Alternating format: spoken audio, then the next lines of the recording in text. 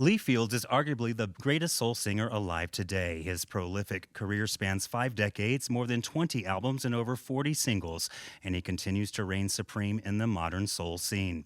His latest album, Sentimental Fool, reunites him with Daptone Records and is a return to his blues and R&B roots. Sentimental Fool was produced by Gabriel Roth, who also collaborated and produced Lee's classic 1998 funk and soul album, Let's Get a Groove On. In addition to this new album, Lee Fields also has a new documentary titled Faithful Man, which follows his remarkable life and musical journey. It is an honor to welcome to KUVO, Mr. Lee Fields.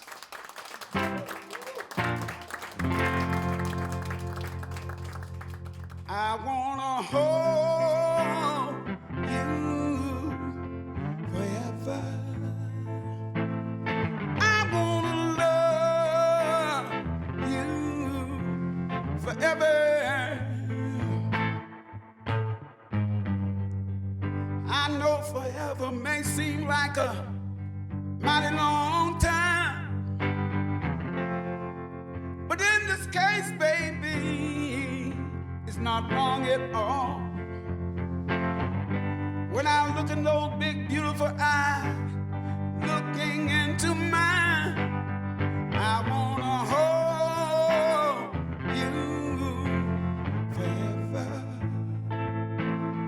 I wanna love you forever. So many songs have said these same things before, but in this case, baby, it's about you and me. So if it's all right with you, girl, I wanna sing it once more.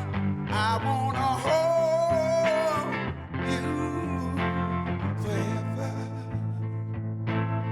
I wanna love you forever.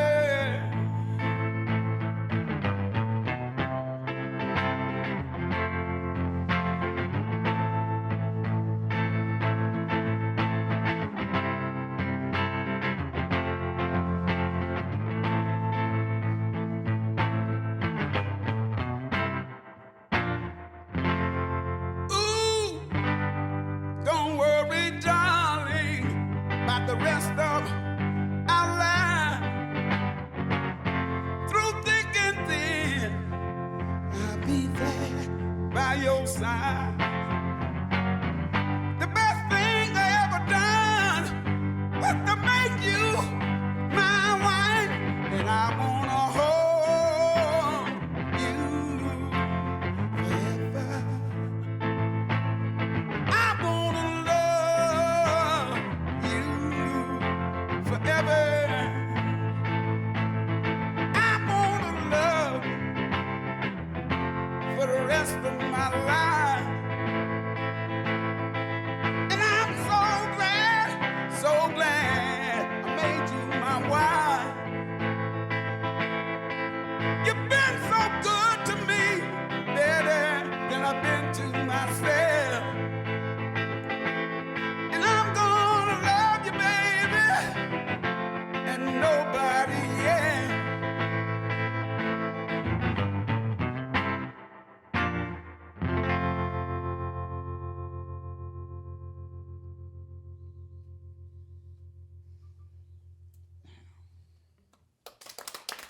Thank you so much.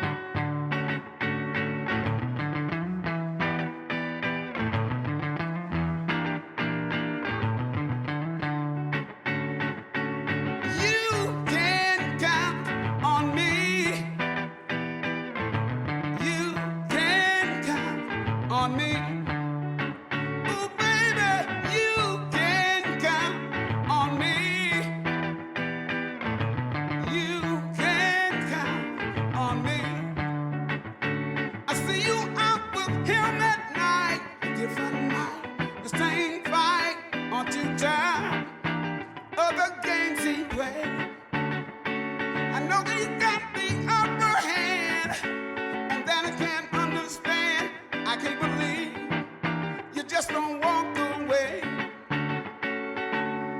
You can count on me. You can count on me. Ooh, baby, you can count on me. You can count on me. He must be out of his damn mind to let you walk out this time. I hope his loss is my gain. But let me tell you something from my heart. Now that you and him are apart, girl, if you let me in, you'll never be hurt again. You can count on me. You can count on me.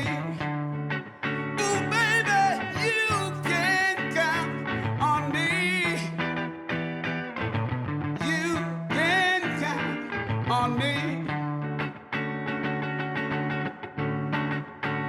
La la la, la la la la la, la la la la la la, la la la la la la, la la la la la la, la la la la la la, la la la la la la. When the years are past us by, and time proves that I'm the guy that was meant to be by your side. Through all the thick and thin, we got a love won't never end. We got a love won't never, never die. Whoa! You can count on me. You can count on me. Ooh, baby, you can count on me. You can count on me. La la la la la la, la la la la la la, la la la la la la, la la la la la la, la la la la la la, la la la la la, la la la la la, la la la la la. You can count on me. You can count on me. You can count on me. You can.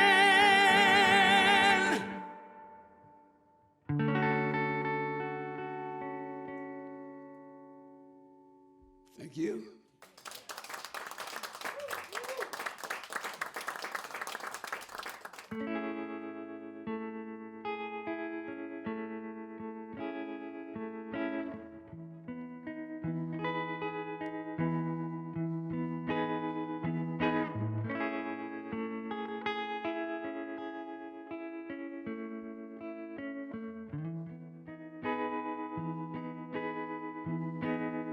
There is no limit, 'cause you can't measure the things I wanna do for you.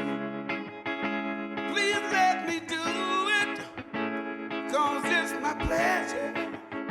I get so much joy out of serving you, and it makes me happy when I see you happy. I get such a thrill when I see you smile. And oh, being close to you, being close to you, make all my dreams come true.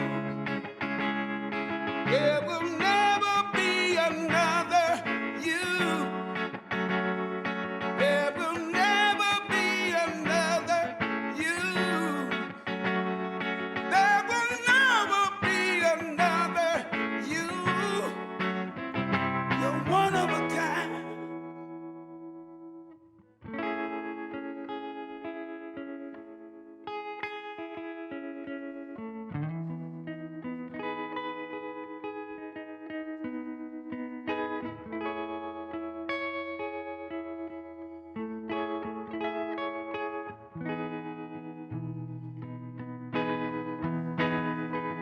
heaven couldn't be better, 'cause there's nothing, I said nothing as good as this.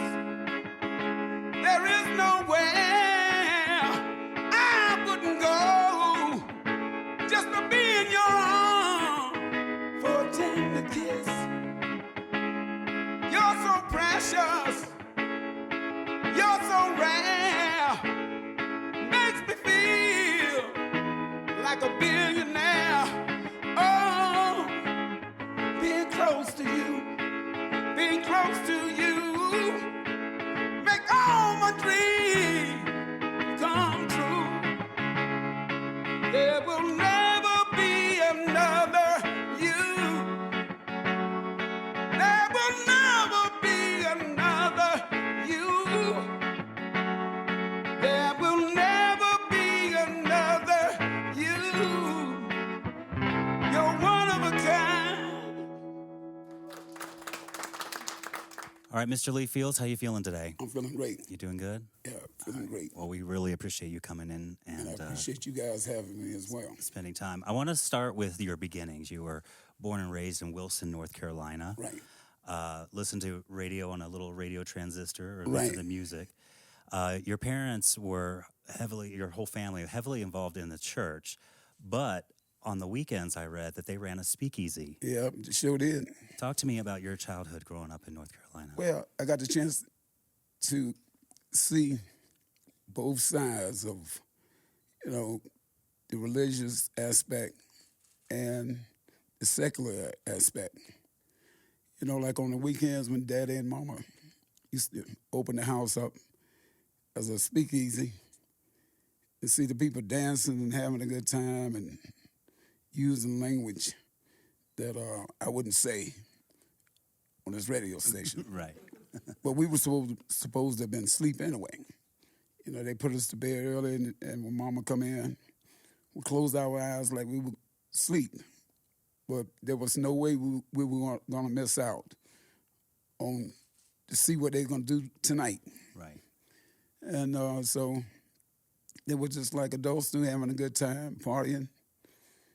Daddy was playing Jimmy Reed and all of the blues songs at the time, and a few of the pop songs like at the time it was a country western record was out, "Walking the Floor Over You," and he was playing everything that was current. And Sunday we had to get dressed, shine our shoes and stuff, and go to church. Then when I would get into the church house, I would see the women, mainly the women, they would have their hands up in the air, and I was looking up too. I was trying to see what they were looking at. They looked like they were talking to somebody and saying something. But when I looked up, the only thing I saw was the ceiling, And I was trying to make out what were they saying. I saw, and it was some of the same women that would be at the speakeasy the night before. Yeah. Right. So, and then the preacher would come out, and Reverend Cotton would come out, and when he touched the ladies, man, they would fall on the floor. They would fall on the floor, man, like they was going through some changes. When I saw him, he was coming close to me, I said, "Please don't be touching me." Because, man, it was all a mystery to me, man. I was out of it, man. I really didn't know what to think. But later on, when I came to awareness about religions, because Mama used to have the picture of this guy that's long hair on the wall in the house, and everywhere you go in the house, man, you see his picture. But what amazed me, the picture of the guy, he was like a Caucasian. Right. And at the time, the Ku Klux Klan was riding by the house all the time, burning crosses. And that confused me, because I didn't understand, why are you worshiping? They look just like these people. And they coming out here burning crosses, and when you're walking down the highway throwing rocks and stuff at you. I couldn't understand, man. I was totally, my childhood was very, very, very confusing. But I made sense of it. And what I wanted to be after all of that, people in my neighborhood at the time, people of color had nothing. And I was wondering why don't we have something? It seemed like I couldn't understand why we was hated so much. And then I wanted to be a businessman, so I got a paper route when I moved to Wilson. I called myself a businessman. I was making about $30 a week. That wasn't bad. At the time, my daddy was only making $100, and he was working all overtime and everything. So I helped Mama out with some bills and stuff. But basically, this is how my life started. It started out with the secular music and with the religious music. It's always been that in my life, and it still is today. I put God first, which I have no image, because I think God is total intellect. So I live with that. When you were growing up down there and you were being exposed to both secular music and the music of the church, when was it when you opened your mouth to realize that you were given that gift by God to sing like you do? Well, actually, as I said, my goal was to be a businessman. And one night we went to attend a talent show at the Reed Street Community Center. And a friend of mine, he knew I sang because we had just contemplated on getting a band after the Beatles. We saw the Beatles on the Ed Sullivan Show, man, I was like starstruck. I want to be a Beatle, with the high-heel boots. And he knew that I sang, and he dared me to go on stage. So I registered, and I went on stage, and I sang. That was my first time ever singing in public. And the girls went crazy. And the band offered me $50 a night back in this is like 65, 64. $50 a night was a lot of money. Because I did 3 nights, I was making more money than my dad was making. So I said, well, business-wise, this is a good business proposition there. So I'm going to sing. So that's what got me into singing. It was practical. It was a no-brainer. If I'm making $30 a week carrying papers and I can make $150 a week singing, that's not it doesn't take an Einstein to figure out that. So once you did the talent show, then you kind of said, I'm going to head north for this. I'm going to get up to New York City. And around 1967 is when you saw James Brown in New York City. What was that experience like when you first saw James Brown? Well, actually, I saw James Brown at the Reed Street Community Center. I didn't see the show that night, but I went to see the sound check. He was playing drums. But he looked a little different because at that time, most black entertainers had to wear a lot of heavy makeup, because from his pictures and stuff, I thought he was a real bright-skinned guy. But when I saw him, he was just as dark as me. And I said, is that James? He was playing drums. He had the hairstyle and he had this leather coat on. And he had that smile. I said, that's him. But it took me a few minutes to grasp that was James. But then after years passed by, I understood why all the makeup that he was wearing back in those days. But it was my first time seeing him. And I was starstruck, no doubt. Because I saw him in the Tammy show. And he was so magnificent. And then seeing him live, which I didn't see the show that night, but I saw enough of James Brown to know that was him.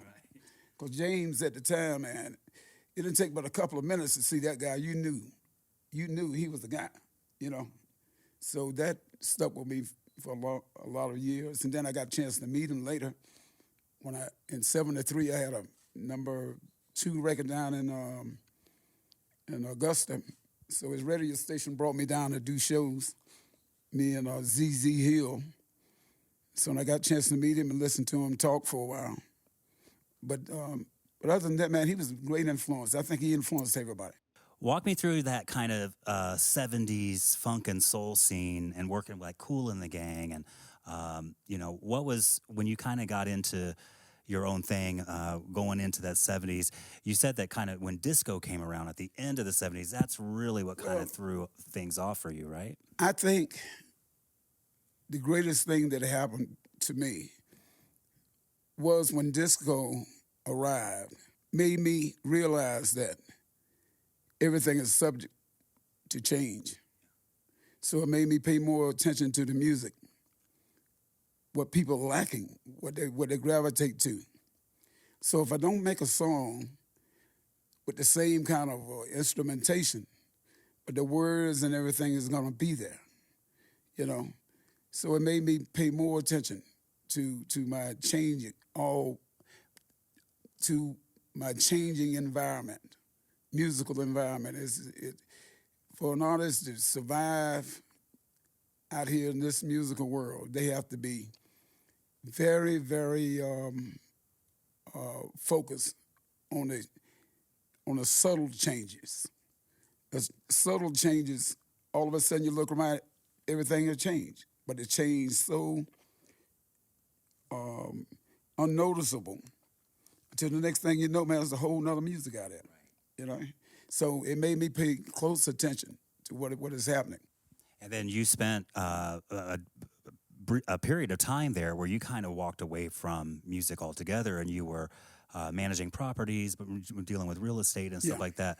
What was that spark that said, you know what, I need to get back in the game? The wife, the part when I was totally into real estate, we had accumulated a certain amount of money, and we decided on what we're going to do with this money. And the wife said, I think you should go back into music. I said, baby, listen, everything done changed out there. She insisted that I go back into music. And so we bought equipment. I bought everything I thought I would need. I bought a computer. I bought, and this was a voyeur program. At that time, the new modern day programs, they weren't invented. It was just voyeur as far as I could find. So it was doing the same things, but it was a lot more basic than the modern stuff they have today. So when I went down to my basement and tried to read all of these books and stuff to find out how it worked, man, I was just totally lost. I said to myself, I think I stepped over my boundaries. And so a friend of mine that knew about this, I told him what I had. He said, I'll be able to help you. And he came over and he showed me how to hook up my Tascam tape with my computer by a MIDI signal. He showed me how to operate the timbrels. You know, they had little boxes with all kind of drums and horns and everything in it. He showed me how to work all of that. And although I'm not a great pianist, but with the computer program, you can slow things down and do it like you want to do it. So when I started cutting records down there, and I cut this record called Meet Me Tonight. That was a big blues record. It was in 1990. It was a big blues record, jukebox. I didn't get no radio play, but I put it like this. I was working everywhere from New York all the way down to Jackson, Mississippi, to Mobile, Alabama, Atlanta, all of the southern states, Little Rock, Arkansas, Pine Bluff. I was working everywhere on the blues concert. Man, that people love that record. You go to a juke joint, you put a quarter of a dollar in there, and you play at one time, and you walk out. You come back in there another day or so, somebody playing that record. It was one of those kind of records. So I worked on that record. It's on the blues circuit in the early 90s all the way to the late 90s. And I really enjoyed that blues circuit, but it's a lot of everybody wants to be their greatest. So it's a lot of stuff goes on in the blues in the blues world. And then this guy contacted me, Martin Sauvé. He said, I heard your voice on some record. I'd like to get you to sing a song for me. It was called Everybody. So I took him up on it. He came to New York and we cut the record. Next thing I know, in the early 2000s, records hit all over France and Germany and Russia and all of the European countries, sovereign states. It was like, man, you walking down the street, man, you hear it all the time. It was on the TV shows, everything was like hot. So now I catch myself, now I'm a blues singer, here I am now singing house music. I couldn't believe that, man. I be saying to myself, every night I go out there and say, Lee, hey, man, just do what you do, you know? So when I'm singing a song, people like going crazy. And I did that for about 5 years with Martin. And then I'm still working with Neil and the Sugarman 3, Neil Sugarman, the Sugarman 3. Yeah, he's fantastic. So we be over there doing shows in Europe, man, and I go to the hotel at night, and I'm seeing the video of myself pumping all over the video singing house music. So it was like a confusing thing. But I was busy. And thank God I could say I've been busy up until today.